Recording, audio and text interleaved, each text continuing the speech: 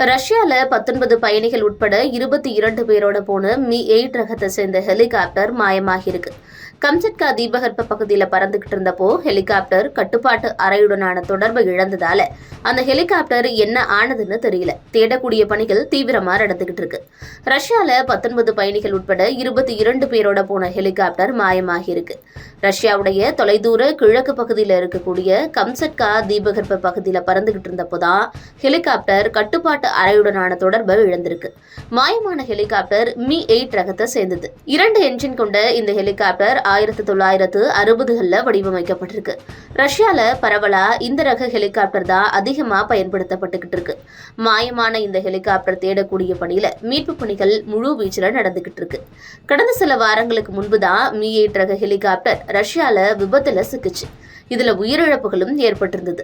ரஷ்யால பரவலா பயன்படுத்திக்கிட்டு இருக்கக்கூடிய இந்த வகை ஹெலிகாப்டர்கள் சமீப காலமா அடிக்கடி விபத்துல சிக்கிக்கக்கூடிய சம்பவங்கள் நடந்துகிட்டு இருக்கு.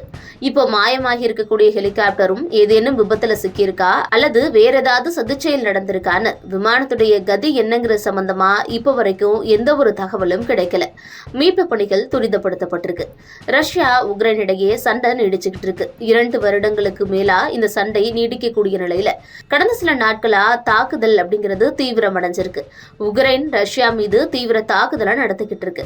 இத்தகைய சூழல்ல தான் ஹெலிகாப்டர் திடீர்னு மாயமாகி இருக்கிறது பல்வேறு கேள்விகளையும் சந்தேகங்களையும் எழுப்பியிருக்கு.